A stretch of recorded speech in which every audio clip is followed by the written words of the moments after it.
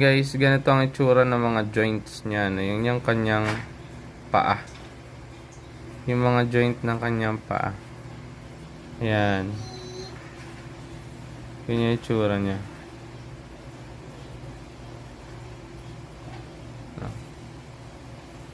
Pataasin natin. Side. Pataasin natin. Yun yung galamay sa kanyang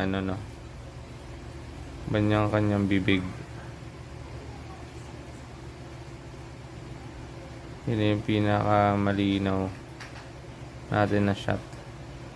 May mga spike din na nakikita. Ganyan yung tsura ng ating gagamboy. Ito yung gagamba na nakita natin sa garden yung maliit.